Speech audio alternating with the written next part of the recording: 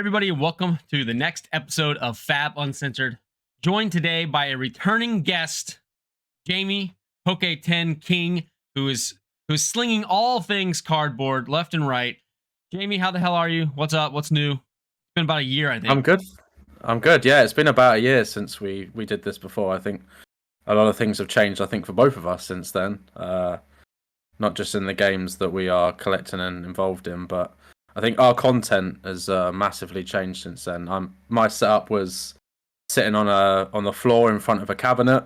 Now I have a full setup. And both of our channels are growing. It's good to see. It was pretty good back the originals. I don't know. I kind of recently have just kind of cleaned up my background a little bit from being absolutely degenerately chaotic, but we'll see how it goes. Maybe we'll have to make it all crazy again, but it's not bad. Yeah, I think there's a little bit of nostalgic in that. I think I watched back at some of my videos and I quite liked the cabinet, but I didn't enjoy sitting there with my back for an hour. I'd get up afterwards and my back just caned. I was like, is it worth it? I should probably get a setup at some point. So yeah, awesome. Well, when we were talking last, I know you were saying things like we were kind of going over the United Kingdom, situation with challenges of getting people into Flesh and Blood, challenges of kind of really seeing the game get in its legs and needing a little bit more support. What's the current situation with the game and your store and other LGSs around you? So things have changed completely since then. I think back then I was just a collector, making content. I never really played Flesh and Blood properly. I wasn't very much involved in my local scene. I mean, I used to visit card stores a lot, buy and sort of talk to owners, and it was quite depressing and bleak, which is obviously what we discussed then. But I think it's definitely a lot better now. I mean, I've started playing I went to Worlds, got FOMO, and I was like, right, I need to start playing. So I started playing at my LGS, doing armory events, which is great. My local scene has there's 20 players. Usually it's like sort of 12, 14, 16, which is great. Back from the lows of 4. Yeah. They actually stopped getting armory kits because there wasn't enough. They used to do skirmish. Then they stopped doing that, stopped doing armory because they just didn't have enough. And now it's now we're taking the whole basement, which is great. So it's definitely grown at my LGS. A lot of the stores that I've been to recently, the player base is good. The player base is a lot stronger than it was last time we recorded. So that's definitely a massive improvement. I think there's still boxes sitting on shelves. I still see Toa and Monarch Unlimited. I don't think that was ever going to change short term. Just with the way that those two sets are. I think you have to be as an LGS now with Flesh and Blood, you do have to understand the game a little bit more than Pokemon or Magic. You do have to understand that you can't just buy 20 cases of every set and hope it sells. You kind of need to understand what your local player base is like. So that's why my LGS now does quite well. They barely ever have anything in stock because it just goes like that. We got Dynasty, Uprising, and Outsiders. And I think it all went within about 2 weeks, multiple cases, because people just, they want to buy packs, open it. So that, I think that's good to see. It's definitely improved my side. How is it within the last year in the US? We went through a little bit of a consolidation phase, which I think you've talked about on your side of the pond there, right? We've had some stores fail to fire off on Fab, and we've had some stores that have basically depleted all their Fab inventory and gotten out of it. And ultimately, I think it's for the best health of the game, because when you have these stores like you talked about that are very uncommitted to putting in the time and the effort to understand what the player base needs, to understand what these sets contain, all you get are this experience where it's yes, it's on the shelf, but we don't have anybody who's actually connected to the game to even talk to you about it. We don't have anybody who's going to be interested in teaching a new player how to play the game at the store level.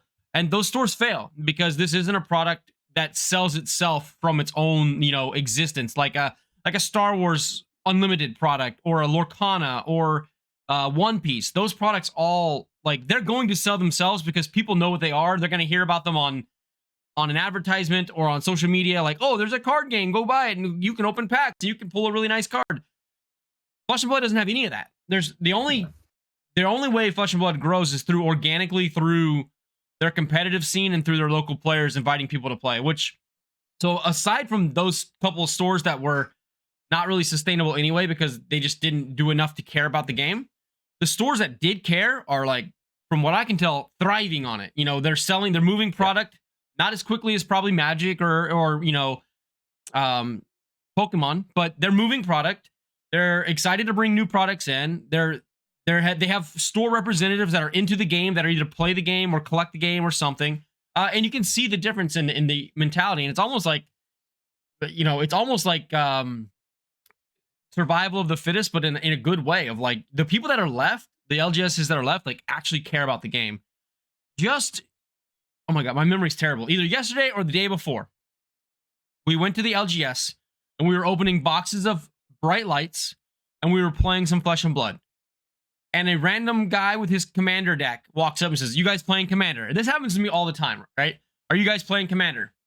And I'm like, no, actually, I'm playing Flesh and Blood. And he's like, oh, really? I've heard about that. I've been thinking about playing that. Well, and I'm like, of course, dude, come play. Like, this is what we're doing. Join us. And he's watching for a little bit and he's like, okay, we had like what I thought was going to be like a glancing blow 5-second conversation ended up being like a, you know, 5+ minute just discussion about Flesh and Blood and how, you know, how it compares to Magic or doesn't compare to Magic and what the gameplay is like. And obviously I'm just trying to represent myself as like a friendly, interested person. And, you know, like he was just like, oh, it's so nice to meet you, you know, and he went about his way to go play Commander. But like the point is, though, is like that word of mouth is spreading. And you bet your ass if the competitive prize pool keeps growing, you know, 1.5 million is going to generate some interest.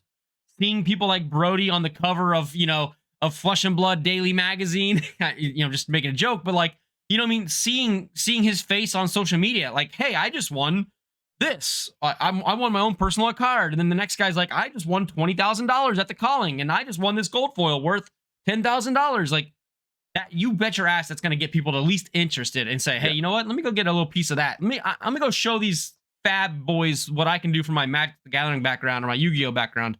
And they're going to come and they're going to tell their friends, they're going to drag their friends in. And like, we're going to see this slow, natural, organic growth of the game in mature markets.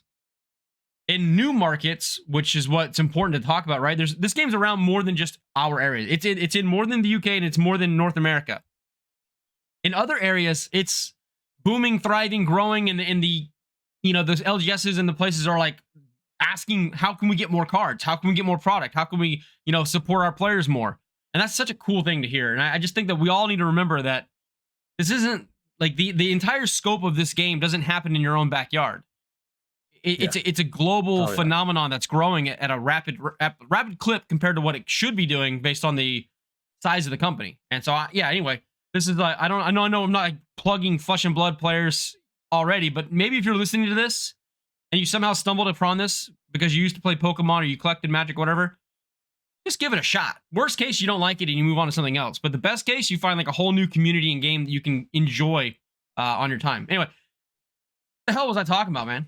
You can't let me just go like that. You gotta bump in there. No, the thing is, I think, as I said about, you know, a lot of these other card games is, I ask everybody at the LGS, you know, how did you get into Flesh and Blood?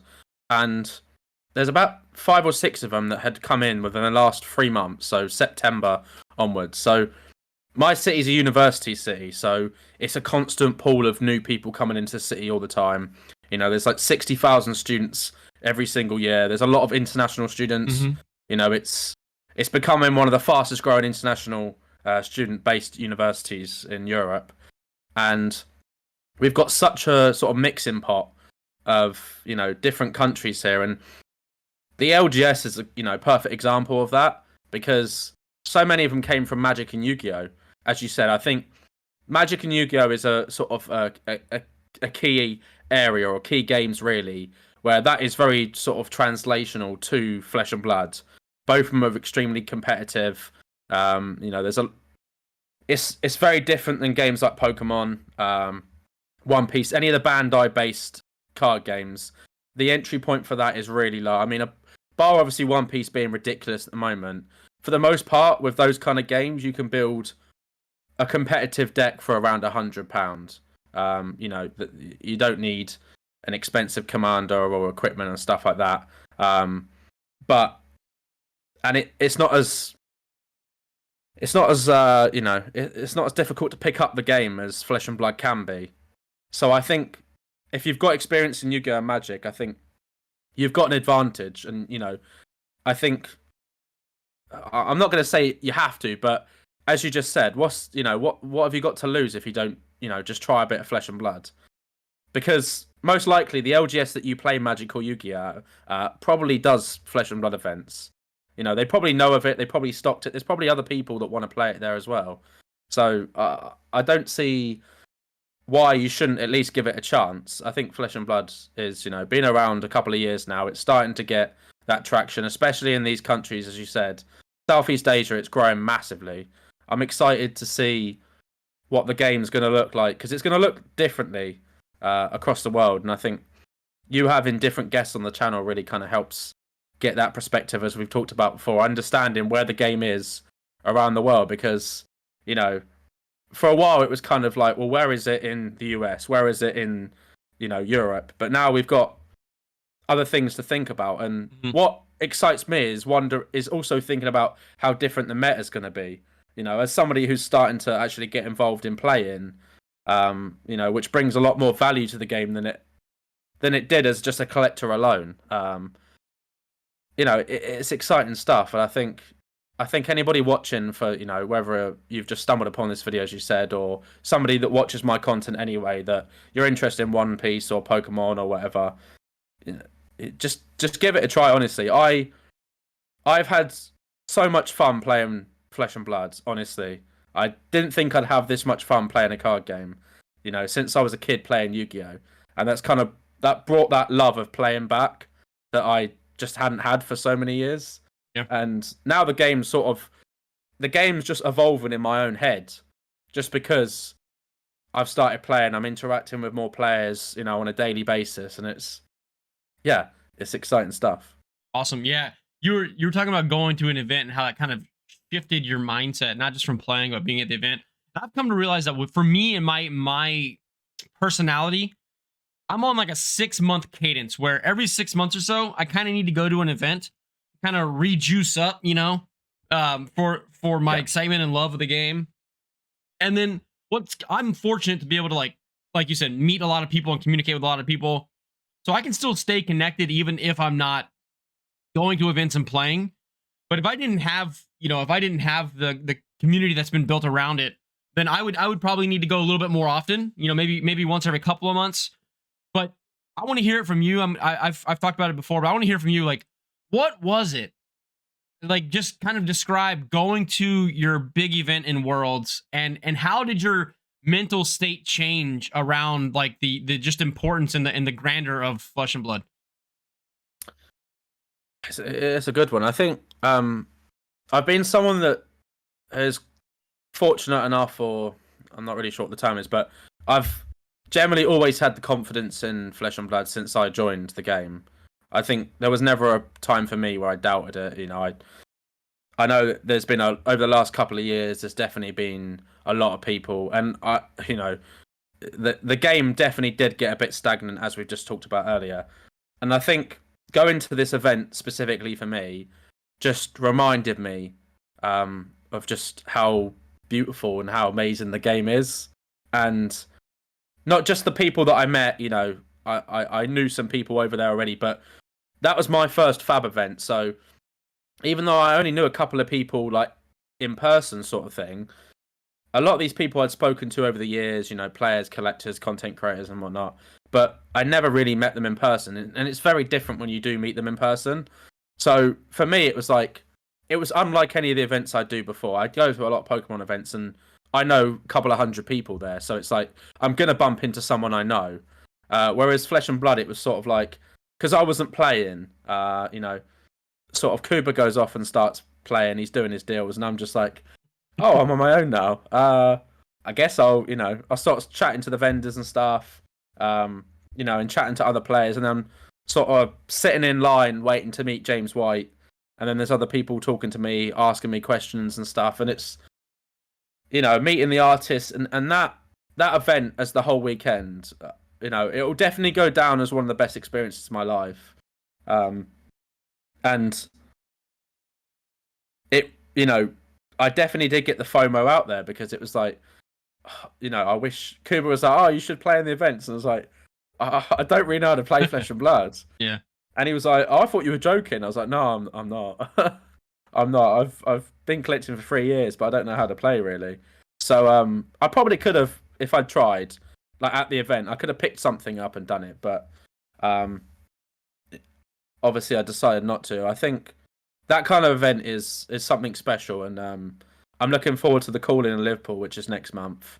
So the first UK event, and I'm interested to see how that compares to Worlds, because going from the biggest event to a regional event as such, with Pokemon it kind of looks very similar because there's a lot of people there that they're not players. Obviously with Pokemon events they have the video games, then they have Pokemon Go, and then they have the trading card game. So there's 3 different things happening at once, plus all the other things going on and all the pop-ups and stuff. Whereas Flesh and Blood obviously is just the card game.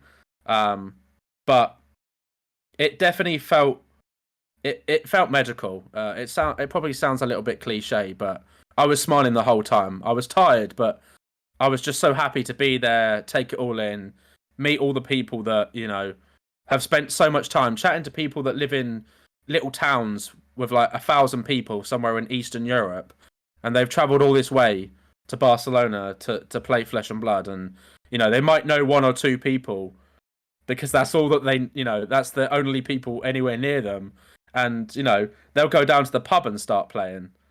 They'll meet on a Friday night and they'll just play at a pub because that's like the nearest place between them all that people can gather. And I just think the game obviously was meant to be played in the Flesh and Blood, and I think those kind of stories, when you talk to people about that, it really makes you realize just how much this matters to a lot of people. And they come from other games, and the story always sounds quite similar, honestly. They come from other games where they felt maybe the game in their area wasn't doing so well, or the community was a little bit toxic, which I've heard so much from Magic and Yu-Gi-Oh! And they've come to Fab and they've almost found a home. And yeah, I just think anything that can create that kind of not just atmosphere, but that platform for people is special within itself. And I think going to the events really allowed me to kind of experience that through other people's eyes. Yeah. Awesome. Yeah, I mean, I had the same kind of experience at Pro Tour, and I think that anybody who, whether you're a big time collector or you're an investor in the game, we've all heard those types of people lately, especially over the last 6 months when markets are going down and the valuations of inventory and valuations of collections are going down, and it makes you wonder, is this all a waste of money, a waste of time? You can tell right away if somebody's been putting in the actual Flesh and Blood experience, where going and playing and being a part of the community, because it's hard. It's really hard to be negative about the game when you're actually going to these events and you're seeing the environment and you're meeting the people and the judges and the vendors, and you're just, like you said, seeing smiles on people's faces and meeting them from all over the country and the world. And it changes the perspective. That's one of the reasons why I mean, people are like negative on me because they're feeling like I'm being too positive and that I'm ignoring some of the opportunities and the problems out there. But like, it's not about that for me. It's just like I see the light at the end of the tunnel, and that's just the way I believe in it. Is like, I understand that we're gonna have to get through some quagmires, and some marshes before we get to the promised dairyland, the prairies and the nice grass and in the sunlight.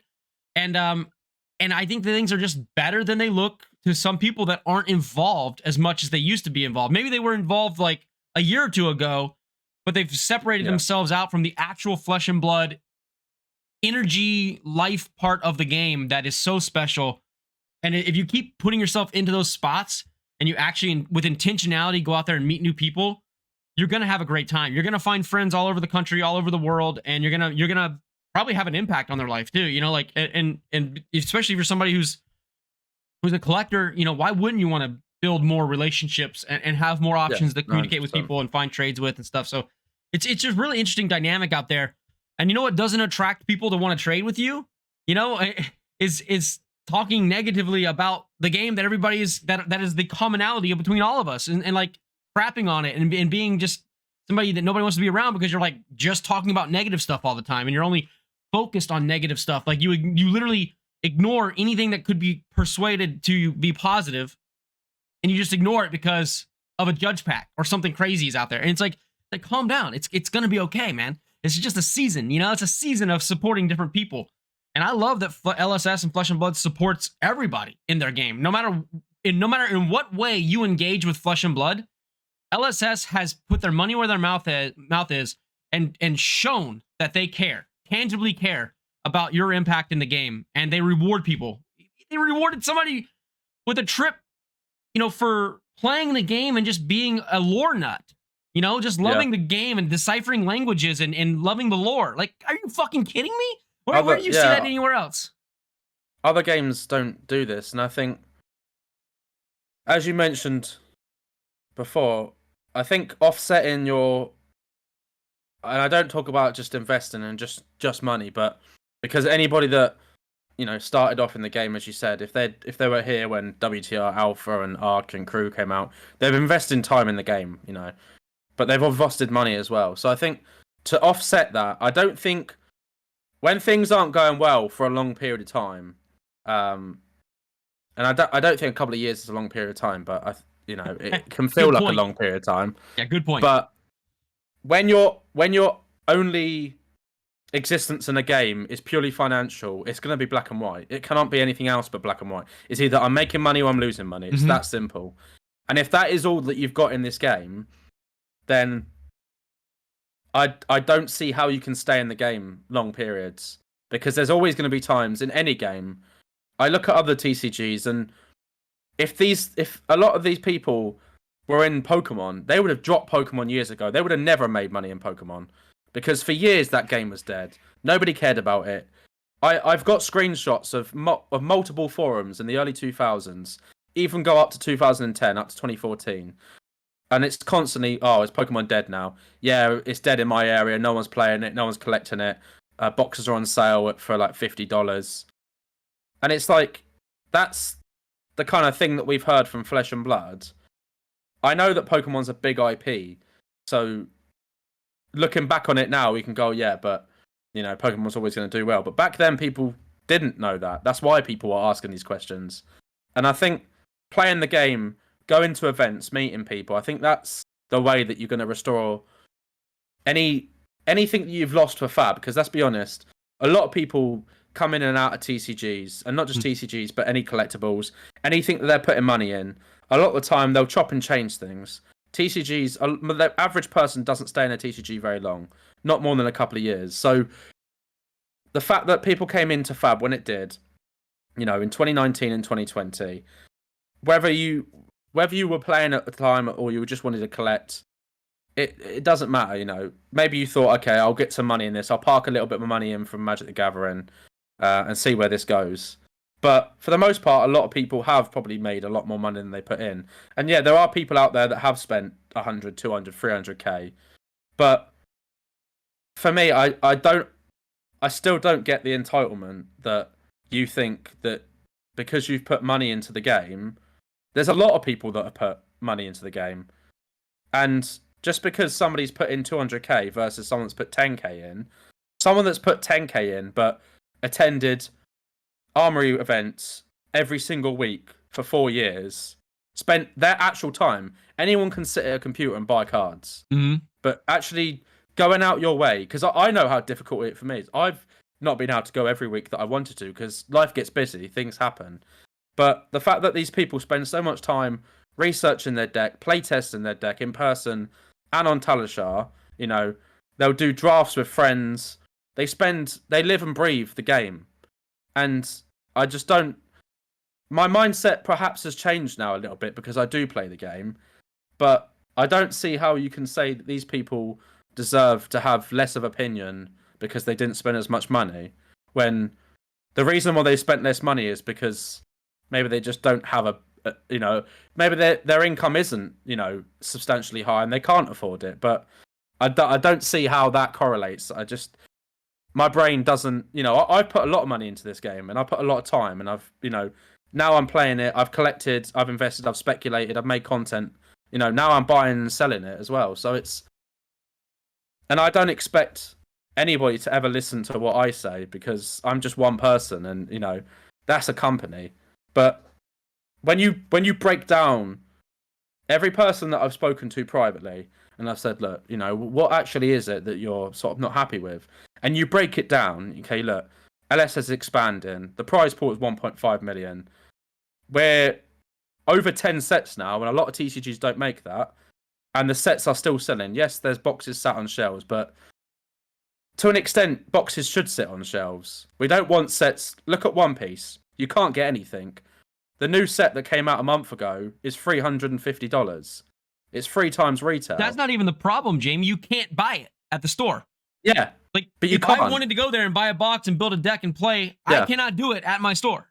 Like, it's a problem. So, and that game will have a massive issue with accessibility if new players can't enter the game because it's like, oh, how do I get a pack? Well, the store down the road's charging $35 a pack, but you can get a max of 4. And it's like, wait, $35 a pack for a set that came out a month ago. Like, yeah, no, thank you. And yeah, exactly. So the accessibility to Flesh and Blood is there. You can buy packs of multiple sets. Obviously, Everfest Unlimited, we know, has been destroyed. And there's probably other products that have been destroyed that perhaps the print runs were too high. I don't know if we'll ever know the exact details of that. I don't care if they do release it or not. Obviously, as a nosy person and as a curious person, I would like to know, but I won't be upset with LSS if they don't. I don't see them putting print runs for sets going forward, to be honest. Just because I think it's a good idea, but I think it clouds it a little bit too much, and I think people are too hell bent on print run numbers at the moment. I see that a lot. People are like, well, what's the print run this and what's the print run that? And I get people do want to know, but I don't know any other card game that is sort of that transparent with that. I always question the motive of what is it that you really want to know? You want to know where you should put your money as an investable asset because it's more scarce than something else, with items inside of it that are powerful and collectible and desired for a long period of time. Well, guess what, man? That's the risk you take when you invest in a TCG. You may invest in the wrong thing. You may invest in the wrong card, the wrong sealed. That's the risk factor. Or the game may collapse and fail and everybody loses everything. If you're not willing to accept that risk, don't invest in the TCG. It's like, and like my family, we've bought probably, I don't know, 6 to 8 Ford vehicles, trucks and cars and whatever. You think I could call the CEO of Ford and let him know how I think he's just a fucking moron because he got rid of like the V8 GTO Mustang, you know what I mean? Like, no, it's asinine to even think that I would be that egotistical to believe that because I spend money on the company, therefore I should have an open door to the CEO's ear, right? And it is interesting. Now, there's a difference between partners, right? Partners are a different thing. If you're an actual business partner with somebody and you're working in that way, that's a different conversation. But a lot of the people that I see that are angry, and they're like, oh, well, I've spent a couple $100,000 on this game, therefore, I deserve this or I deserve that, or I should have my, I should be able to express my opinion. Like, sure, thank you for your support of the game. Now shut the fuck up. It's like how I would be, because it's like, let me run my business. And if you don't want to support my business, leave. And I hear that. I've seen screenshots and I've heard this conversation from many people in a lot of different forums and discords and whatnot. And while we all appreciate your beautiful collection, well, at least everybody but you do, we do need to like just kind of stay a little bit more grounded in reality that there was never going to be a situation where you always had one-on-one communication with the creator of the thing you're investing in. So Yeah, but the game's expanding. You yeah, can't expect an open door policy. What other game does that? Can you imagine? what Can other business does that? yeah, can you imagine? Oh, I'm really sorry, but my boxes of Scarlet Violet base are below distro right now. Can I speak to the head of Nintendo, please? Because I'm not happy with this. I want to speak to the Pokemon Company International. This is the Because this is tragedy. fucking bullshit. Get Nintendo This on is the phone right bullshit. now, sweetheart. Yeah. Yeah. This has got to get corrected now, or I'm out. Sort it quickly now. I don't know how you need to do it, but within 10 minutes, this box needs to be worth double. Like, but I don't know how to express, but this is what it sounds like to me on the outside looking in. Is like, yeah. You really think that like they owe you any kind of explanation? Or they owe you any kind of sit down consultation to make sure you're comfortable with your investment in the game? Like, again, if you're a business partner, different conversation. If you're a distributor, different conversation or something, right? They should probably sit down with you and discuss with what the future is. But I look at that also, like you were talking about, like collectors. There is one thing that I see that I kind of do wish was different. I do wish pull rates of cards were explicitly clearly stated. Like the Fable. Like I want to know roughly how many packs do I need to open to get a Fable? How many packs do I need to get a legendary? And here's why I say that. If you look at the sports card market, because sports cards are not a game, I don't know all the legal jargon, I don't care. But sports cards have to explicitly state every single pack up to get every single card. No matter what variety or spectral rainbow color that they have, you have to know the exact odds to pull it. Because it's like a gamble, right? It's like I'm buying this product, gambling to pull something amazing like an autographed, rookie memorabilia card or something. I need to know that it's 1 in 27,000 packs. That's fine. I do think that we should be able to know the chase probability of the cards that we want to hit in the product we're purchasing. I don't need to know how many of them exist in the world or how many, whatever, but I do need to know roughly. I would like to know what I'm putting my money into. Yeah. I think that would be fair, but at the same time, I understand, mystery and intrigue, and this is a game. You're buying game products. You're not buying a gambling raffle pack. But the reality is, it may legally be separated, but the reality is, you're buying a gambling raffle pack. Yeah, I think if they start doing like proper serialized cards, like not the art sketches, but if Flesh and Blood decide to go down the route of doing serialized cards, which I know a lot of games have, which has come from sports, then that would be a case of like almost them essentially saying how many they are. If it was like, okay, there's 500 of these and the pull rate is this. Yeah. Then, I mean, technically you'd be able to basically work out the print. You would know, that, yeah. Algebra would let us figure out the total pack, the total distribution. That might actually make people generally happier. Because they can go, oh, I can actually work out the print run now. And I think to circle back to what you mentioned before about the print runs, if we have to remember that for the average person, for 99% of people involved in card games, they're not expecting to get a return with it. It's not deemed as an investment. And I look back at all the collecting I did over years, and I never once.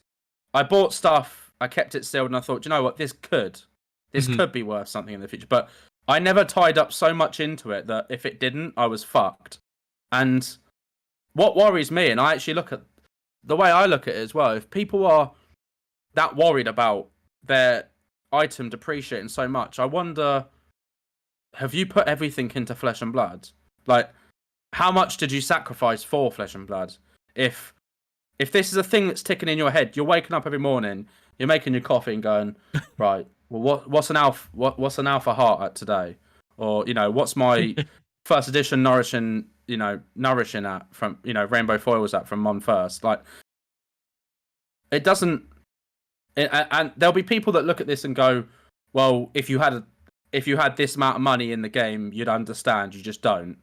But it's not like that, because I don't post about everything that I have. I don't post about those kind of things because it's not something that comes to my mind every day. I just don't. Sure, I'm going to be upset if the money that I put into the game dies, but I'm not going to blame the game for that. That was my decision to do that. I knew early on, this is a risk. This is a game that is it's a journey. It's starting something, but playing the game offs that set for me because I know that in years to come, if the game for whatever reason didn't work out, I can still play with these cards. These cards can still be played with. But if you can't play with them, there's other card games out there where you can't play with them. So I look at other games, like Sorcery, and I think the cards look nice. Don't get me wrong, but one set a year worries me, and the fact that no one's ever spoken about playing the game for me. I've heard about people buying singles that are playables, but I've never once spoken to someone that has actually said, "Oh, I play the game." Like, well, they it's a can't really play good the game I'm because enjoying their playing it. alpha is worth so much money. Why the hell would you risk damaging a card to play the game? And beta is out of stock. Like, I just don't. I don't know. It's worrying me how much people are tying everything up into these. And if they're not tying up that everything into it, then maybe just worry a little bit less about it. Go out, get some fresh air, go on holiday, go for a walk, grab a coffee, do something other than have James White is living rent free in your head, and it's bad. And You just made me think of a really good meme that I might drop on. I'll put it on my Discord only. I'm not gonna put it out there to the world, but because it might make somebody mad. But I just thought of a really good meme based on that. Okay. I appreciate a good meme. I got to get my editor out there to start working on it now. I do enjoy the memes that I see for Fab. Even the Judge great. Pack ones, which they are funny for what they are. Like, memes are great. I think the way the game is headed, I think the positivity I've seen for heavy hitters is great to see. Like, in person, I have not spoken to someone that isn't excited. People are like, "Oh, I'm gonna," Betsy looks amazing. Yeah, she's big. She looks cool. People excited for Kasai, like, and Victor. And I'm getting people messaging me going, "Oh, if you pull these cards from heavy hitters, can you give them a side for me?" And I'm thinking about this. The Blitz decks, people excited. The Rudy did a video and he mentioned he's spoken to LS about getting Blitz decks because loads of people were asking, "Can I get a brick of the Blitz decks?" Because there's 6 different decks and they look really good. So it's. It was good to see him do a video again. Opening Everfest, he did get the Starvo, which was great. Sorry if I've spoiled it for people that are going to watch it. Spoiler. The polls were good. I love Everfest. It's a great experience. Yeah, he was just like casually, swing big. Oh well, sorry, we didn't hit this box. He's got like a rainbow foil Miraging Metamorph that's just like $35. He's got like a swing big for $30. He's just like casually just putting them down. He's like, sorry, you didn't hit much. It's like. He just like doubled his money on that case. Like, yeah. But I think that was something that watching Rudy's content for me was I'd always even back when he started doing Fab, and it was always he doesn't understand what's playable and what's worth very much. But that's fine. Like he's not going to spend like the time to look at to individual cards because he just doesn't care. Like but that for me was great to see. Him doing, and he said he's got some Dusk Till Dawn content lined up as well. He's getting loads more boxes in. He's going to do a bundle, which is going to be good. He even said it's going to be better than TCG players, one box and decks bundle. So that's positive to see because I think that was something that got a lot of people talking. Whether or not it was, there was less or more to it than we know. I don't, at this point, it doesn't matter now. I think he mentioned that he is open to speaking to James, so hopefully they can have a conversation. It kind of sounded like they've spoken a little bit, at least over the last few days or weeks or whatever. Yeah, I got the impression that they have had some sort of initial conversation. Yeah, like you don't hate Fab. It's like no, I don't hate it. It's like you don't really. Here's some decks. You're not really gonna shit on us for the rest of your life, are you? Yeah. Please, Rudy. But yeah, I think that's positive because. Whether people, Rudy was the reason why so many people got into the game. The exposure to the game, it helped. He didn't make Fab, but he sure as shit helped the game grow. And you sure as shit don't want him as an enemy of the game. No. You don't want him dunking on you every single, day, every video. You do not want, because a lot of people, a lot of people watch his content. You can and say he'll it, say, Jamie. You can say it. Yeah. I know they're your friends, but you can say it. No. No, people listen to everything. I know people in the outside of Flesh and Blood that never touch Magic, never touch Flesh and Blood, but they collect Pokemon, and they listen to what Rudy says about Pokemon. You know, I remember myself and Mike on the podcast talking about the Charizard UPCs and certain Pokemon sets, and we said, look, these are good pickups, these are good products. Just because they're cheap right now and everyone hates it because it's overprinted, these are good products. And then 2 months later, Rudy says the same thing. And then I'm getting messages going, yeah, I've just bought all this. And I'm just like, I told you to do that. But the difference between me and Rudy is Rudy has got the following, he's got the size, and he's a lot more of a convincing person than I am. He's a salesman. That's you know, that's what he is. He sells people things, and whether or not people are wanting to make money or whatever, you know, I remember watching that Rudy the bathroom video with the Pokemon cards in the bathroom when he's like, oh yeah, you know, I was selling this for like, you know, 50 cents a pack, and he's like, oh, what are these? Oh, these are like $60 a pack now, and he's just got that you know, that old bathroom that hasn't been touched at all. Everything's brand new, and he's just cases of Pokemon. And I think a lot of people watched that and went, I'm gonna buy a lot of Pokemon now. And that's his influence, and that obviously works with, you know, MetaZoo, that crash and burned like just a fucking lead balloon, and I said it was going to, and it did. Sorcery is probably something that in a couple of years' time, I think we'll probably do the same thing. I think people need to be careful with that. It's not fab. It's just not got that. For me, it doesn't have enough depth to it. And then I think definitely with Rudy, just for people that are watching, just be a little bit careful and kind of make your own mind up about things, because if he's selling it and telling you to buy it, then that says it all. Yeah, I've said it before. I've got no problem with Rudy. I enjoy most of his content. I watch a lot of it, because I do think that even if I don't always agree with what he's saying, I understand that he is persuasive and people do look up to him. Yeah. And they make buying decisions based on his recommendations or what he's buying or what he's talking about. Whether we think it's right or wrong or what, it doesn't matter. The reality is people do go out and rush to purchase exactly what Rudy says to purchase. Because they believe that long term they're completely bought into this chick, and it's fine. I got no problem with it. You know, it's just, but yeah, like it should be one reference point for your life. You know, there should be others, like your own research and your own experiences and your own thought process around what's going to happen and what you want to put your money in. I like sorcery too. I think sorcery is I really like. I like what they're doing, man. I like their style. I like their focus on non-digital art, even though some of my favorite pieces of art in Flesh and Blood are 100% digital art. You know what I mean? Like, you know, Federico Musetti is an amazing digital artist, and he uses digital tools to make his arts, and they look library and chain and like, you know, like Vince, like all these beautiful things are all digital art. But I do also really respect and like that sorcery is doing basically, I don't know what you call it, natural, traditional art, where you basically paint the canvas style the art or drawing. is amazing. And I respect it. I don't care what anybody enjoys. You know what I mean? Like, I don't ever feel like I'm the person who has the authority to say this game is good or this game is bad. People should pay money for this game or not. I just don't care.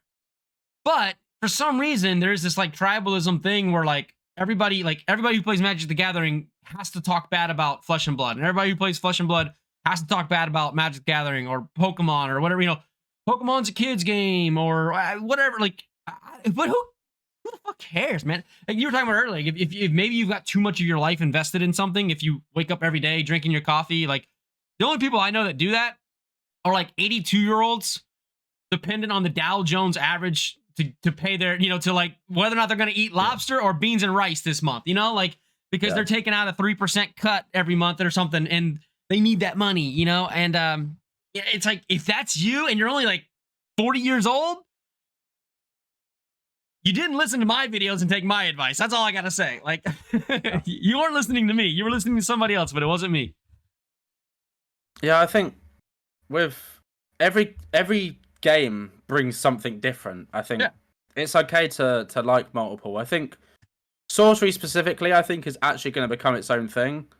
I think it's not going to follow the lines of, because most TCGs will kind of look at other games and go, right, they did this right, they did this wrong.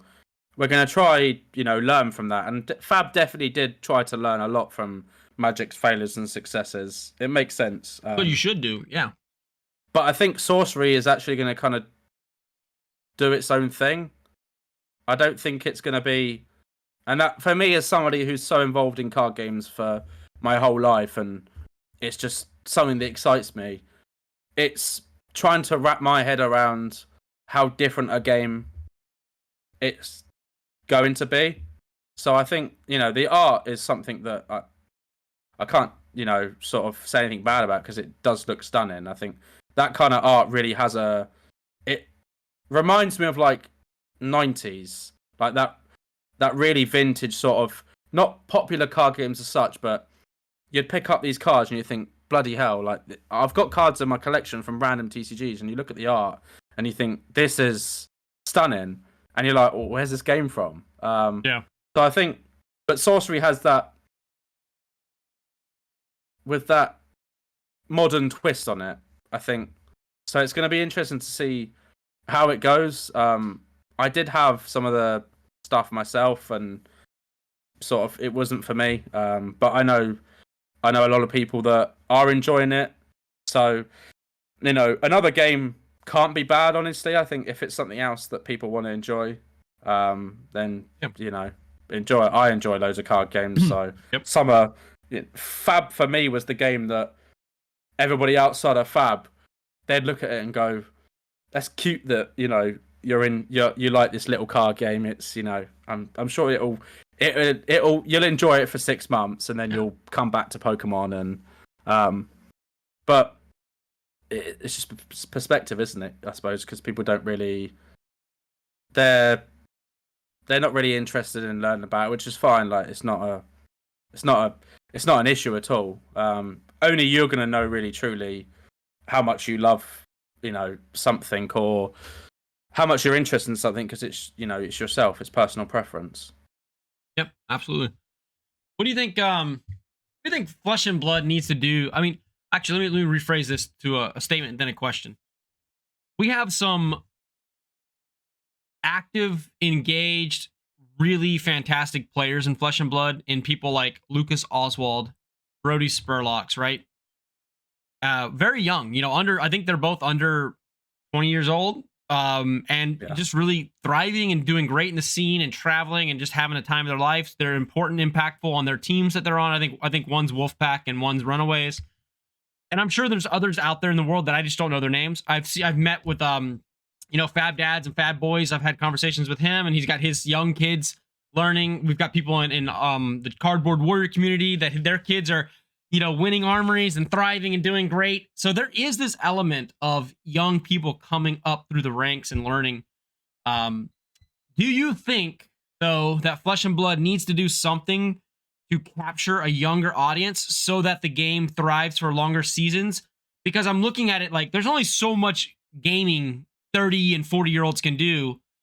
And I see a lot of correlation between Sorcery's target market and Flesh and Blood's target market, that they all seem to be like 28 to 45, and Sorcery's maybe a little bit more like 35 to 45. But it's so important, though, that you do capture those 15 to 20-year-olds who will carry the game forward, to me. Do you see that as well? And if you agree, like, what do you think Fab can do to kind of like keep interesting those demographics? Yeah, I think it's a good point, because it's so vital for the game to refresh itself constantly and grow when you're having a lot of this younger player base coming in. I think my local scene is a mix of experienced players, and then there's a lot of 18, 19, 20, 21 year olds that seem to be really enjoying. I think time is something that is definitely a big factor here. I think if you look at 19, 20, 21 year olds, a lot of them spend a lot of time studying. They probably have a job as well to pay for that. So they probably have quite limited time. If you think of video games, for instance, You just turn the games console on, the PC on, headset on, you're there with your friends playing. How do we imitate that for Flesh and Blood? I mean, you can go on Talishar and play with friends. I think Talishar's a really good tool there. Being able to just hop on with friends and play. I think there's a way that Fab creates a party system. I think it could probably borrow aspects from video games in terms of like a party aspect. I think Discord's always something that's always been used with people playing games, and I think Fab definitely can play into that. I don't know how they would do that. I don't know if that's something that LSS do themselves or it just happens as people start doing it. I'm not really sure how that works. I think the ease of accessibility to the game is definitely a factor. If you cut off X amount of people from entering a game, it's definitely harder to limit. I mean, the game itself is, I don't know if it's the only, but it's a 16 plus game, right? I think it's definitely not 16 targeted. Plus, yeah. At least for the US. In itself, that in itself is already something that goes right. You know, this is for, 16 plus, this is for this demographic. And then you mix that with the fact that it's fantasy based, which is definitely a demographic in itself. I mean, I know fantasy isn't not popular, but it also probably isn't as popular as it was maybe 15 years ago when we had a lot of massive fantasy movies coming out, video games coming out. Now I think TCGs are moving in terms of like a lot of anime-based TCGs are really popular. Yep. Anime is massive. Like the growth of anime is ridiculous. I want to see a study on that. So I think you've got a mixture of fantasy becoming less popular and anime becoming more popular. So the type of people that are going to come to Flesh and Blood and then also play at a store is a niche within a niche within a niche. And I think that definitely makes it harder to come into the game. We've said it before. I think CC decks, I think they have to have ready to play CC decks. I think it's no brainer, honestly, for me. I think obviously they've got to test it to make sure that they can make that work. I think there's definitely a way to do it, like Commander deck sort of thing. I mean, I'm not interested in playing Magic the Gathering at all, but if I ever was, I know I could go to the store. I can go on Facebook and say, what's a good Commander deck to buy? And then there'll be hundreds of comments saying, get all these ones. And I'll just go pick up one from a shop. They sit in shops and shelves on discount for whatever price. Yep. And I'm there. I go into store and play. So you can't do that with Fab as such. I think there's just so many little factors that add up. What do you see with that? Well, I completely agree with you about having pre-con decks, because one of the most challenging, and for some people it's a stressful experience, is trying to figure out how to build a deck. Because you don't know what cards to buy, you don't know what heroes are good, you don't know where to start, you're uncomfortable asking questions because you're new to the community, you don't have a lot of friends yet. And that's an awkward place. And if you can just buy a starter deck that is ready to go off the shelf for CC, I mean, we obviously have Blitz, and you can just play, and you can come to the armory, the CC armory night, and like people can be like, oh, who are you playing? Okay, you need that. Okay, well, here, maybe next time you come, I'll give you some more equipment. You can, to make your character a little stronger. Yeah. I think it's great. We do have barriers, right? We have attention span barriers. We have technology barriers, because the truth is that most people these days would rather get into video games. And you mentioned something about how anime has just been blowing up. You're old enough to remember probably when there was a time when just playing video games, you were a niche minority that oftentimes, you'd be bullied or something because you played video games and you were the nerd or you're whatever. Like, there was a time that was the reality, right? Like, it was not cool to say you play video games. It was not cool to talk about the games that you're picking up and playing. And now everybody and their grandma is playing some version of a video game, either on their phone or tablet or a Switch or a computer, right? And now it's just massively popular, $1 trillion industry. Everybody loves it. Everybody has something that they play. Anime, I saw the same way. It used to be a nerd, a loser if you watched anime. It was very watch cartoons, dude. You're like 18. What are you watching cartoons for? Like, what the fuck's wrong with you? And now everybody watches anime. Hell, the live action One Piece was like a super popular show that came out just for one season, and everybody loved it. And you know what that did? It introduced people to the idea, like, oh, this came from the cartoon, or not the cartoon, but the anime. Let me go watch it. And everybody, no, like, dude, I like Berserk, Ninja Scroll, like those are the kind of shit. Record of Lodoss War. Like I used to watch that kind of stuff. And it was this card game's right in my alley. So I don't think you're going to be able to pull a majority of young adults and kids to go and play a trading card game that is challenging, takes time to get good at, and has to be bought, over and over again, recurringly bought.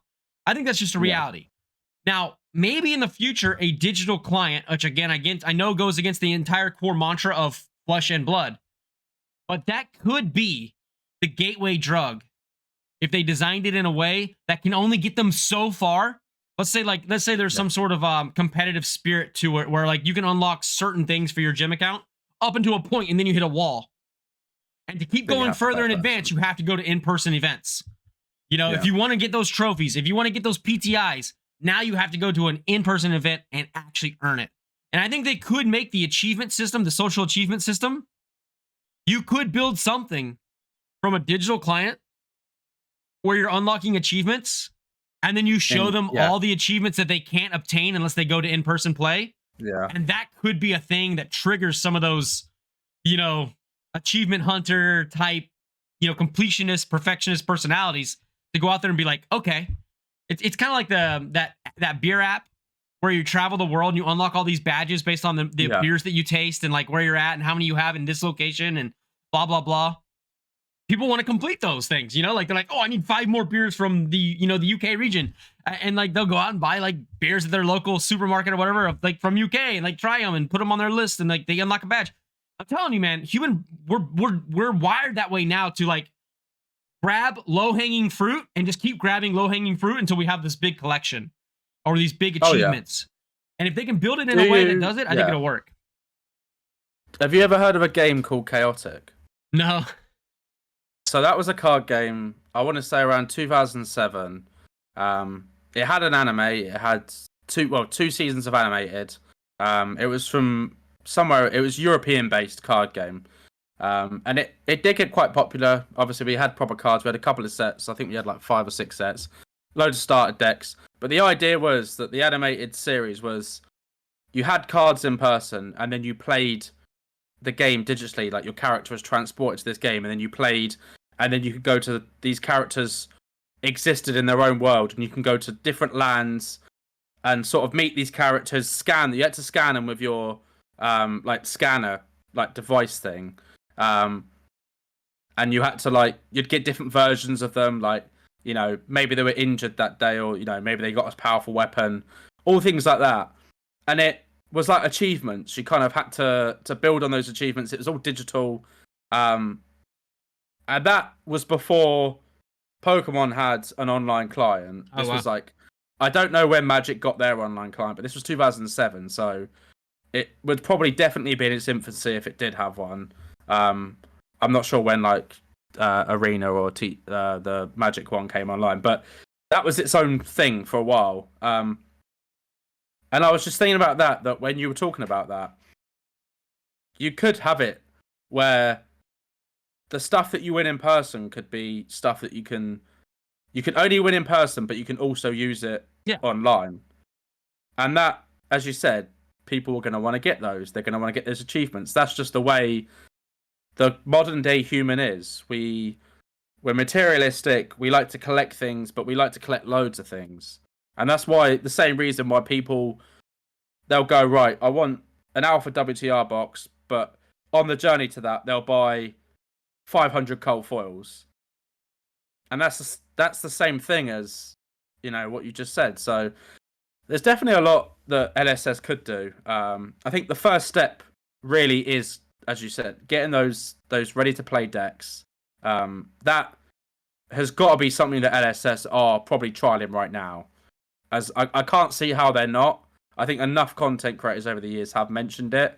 And I mean, they have been influenced by Magic, so they must understand, obviously James White's history as well.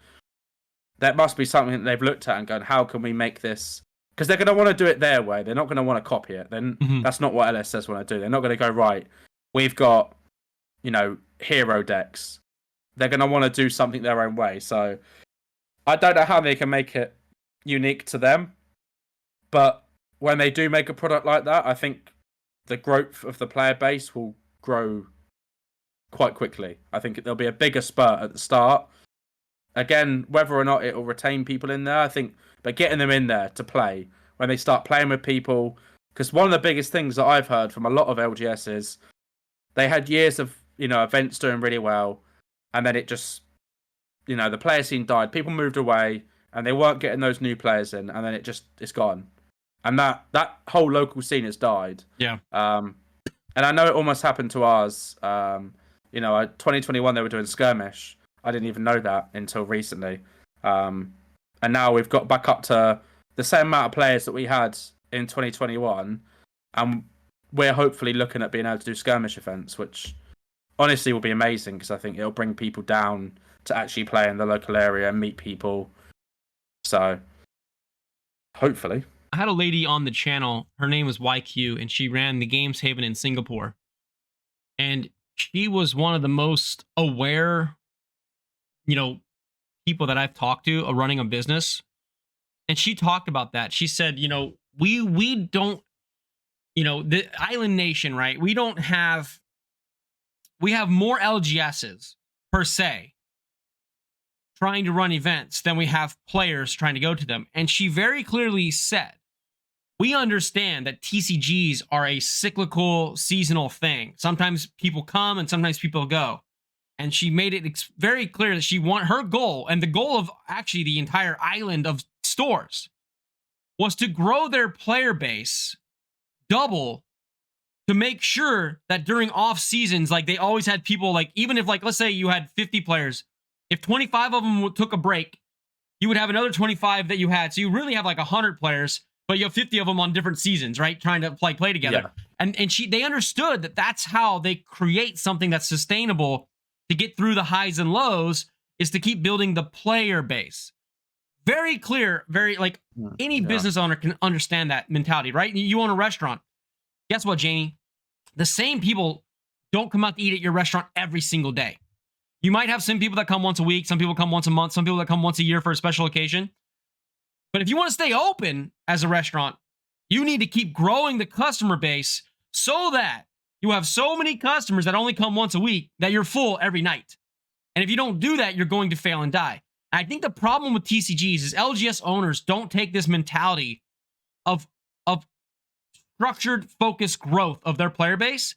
They just want to take what they get and sell to that rather than trying to go out there and earn and grow through their own efforts. Yeah. And they're dependent on LSS growing the game for them. I got news for you. As of right now, LSS doesn't do any marketing.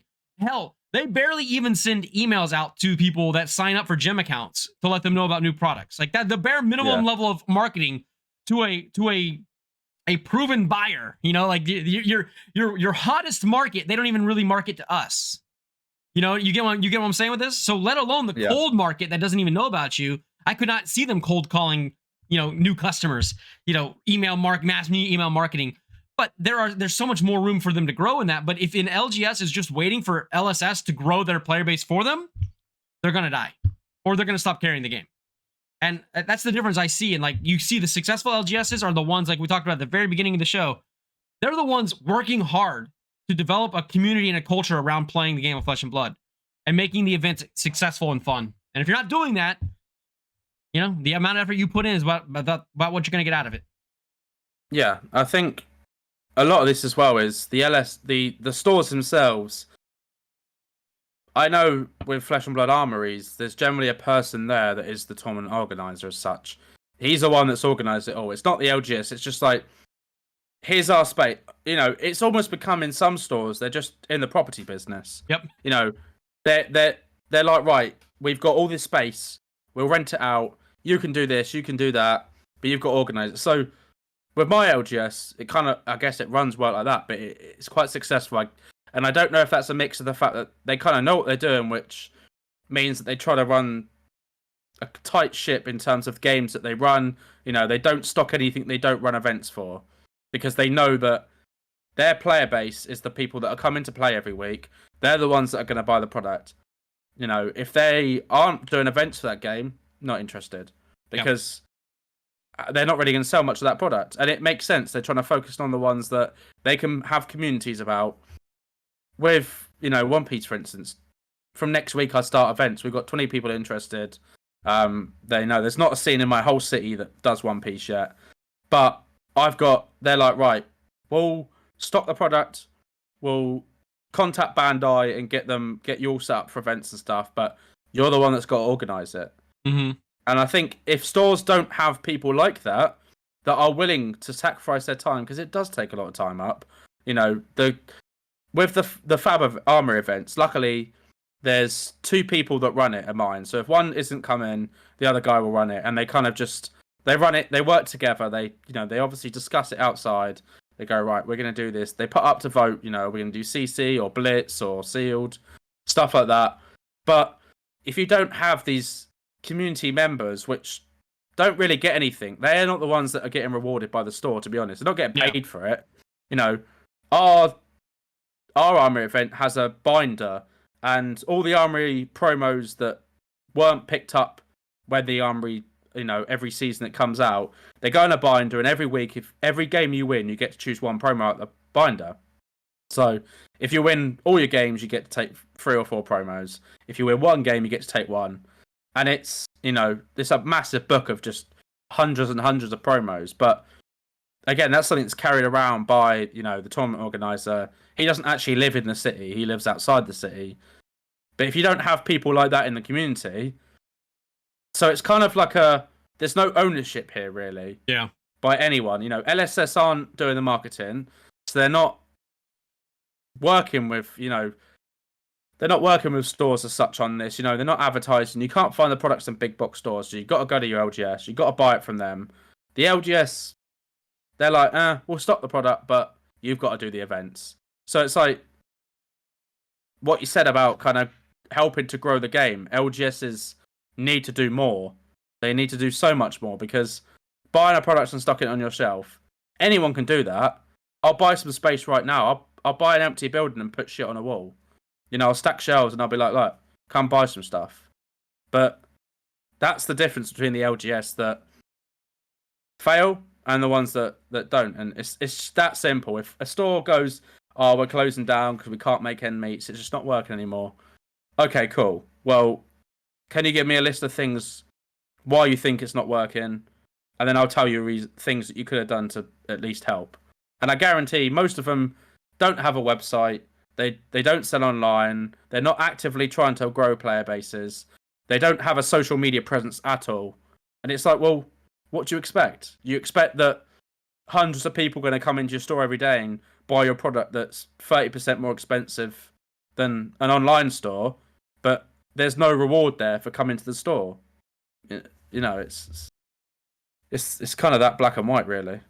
Yeah, I got nothing to add on that. So, I mean, you know more about the selling side than I do on it. It's just it is interesting, and I think we're in a great spot. I guess here, final conversation piece. 2024 expressed as going to be the best year for Flesh and Blood from James White. We've already seen a pretty absurd amount of news and information and excitement around the game from Queenstown and the first Queenstown calling. Had its own drama with it as well, but hey, I think we've worked past that and proven that some people just like to complain. What are your thoughts on 2024? Where are we going from here? What's the game outlook look like for you?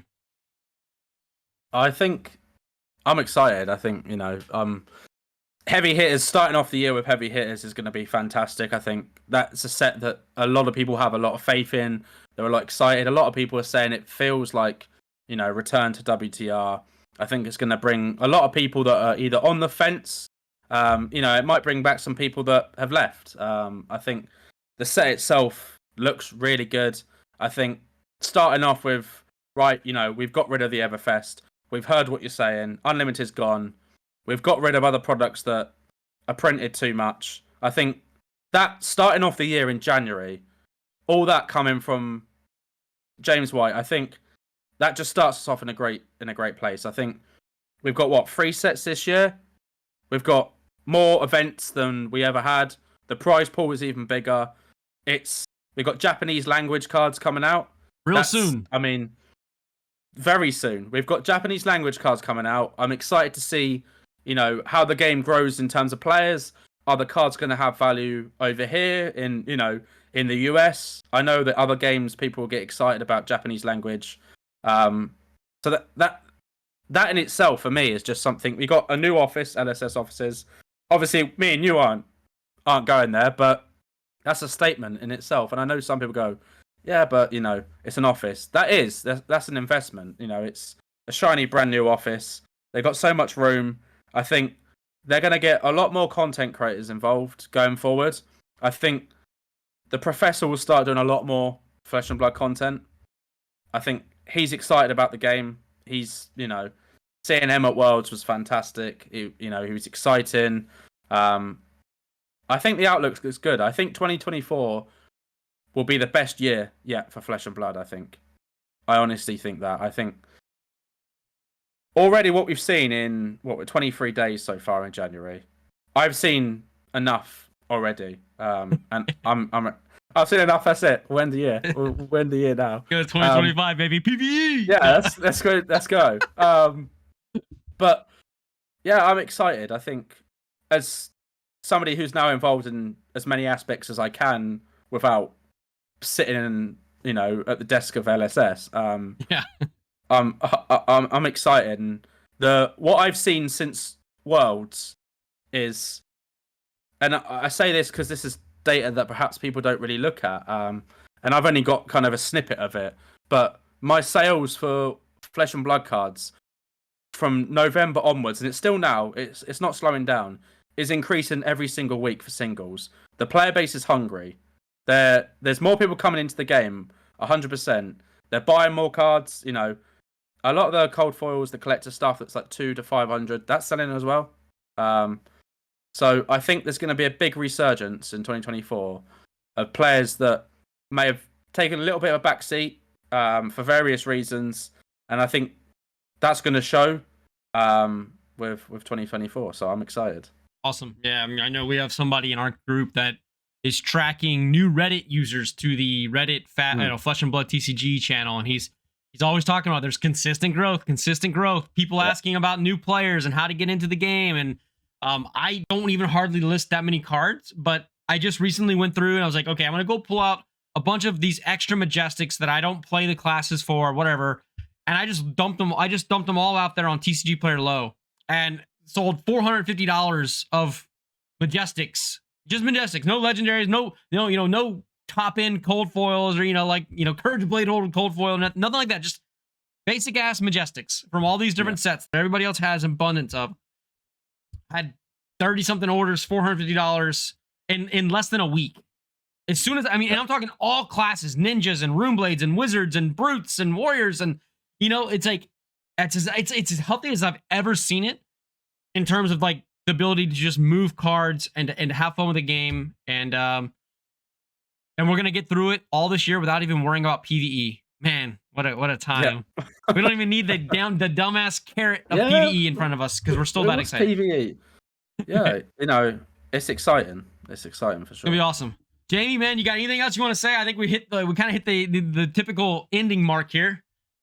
Yeah, I think we're over. I think just enjoy it. Turn up to an event, go to an armory event, play with some people, crack some packs, just have fun. I think don't be so serious about it. It's a card game. There's supposed to be fun involved in it. It's not just numbers. Yeah, I'm with you. I mean, if you're on the opposite side of that and you're a grinder and you're going to like event after event after event, you're feeling burnout, it's okay to take a break, man. It's okay to go check out Star Wars Unlimited or whatever, or something else. Take a break, go have some fun. Big Daddy James and LSS and Flesh and Blood will be here when you get back and thriving and better than ever. And hopefully you can jump right back in where you left off and kick some ass, take some names. If you're in the opposite side of the spectrum, if you're somebody who used to go to events 2 years ago and you spent a whole bunch of money buying collections because you believed in the game when you were at the live events and now you've taken a break from going and doing anything, maybe go back into it. Just step back into like a nice Pro Tour LA or something. Go down there and feel the Perfect vibe, feel time. the energy in the air, the excitement, the passion, and tell me after you go do that if you come out of it going, man, this game's dead, you know, or this game's going in a bad direction. I don't think you could. I just don't think it's possible unless you are dead yourself. Anyway, Jamie, as always, man, appreciate you. I know we chat all the freaking time in Discord and stuff, but it's been nice to kind of like, you know, verbally chat again, Yeah, digitally chat. 100%. Thanks So for awesome. having me on.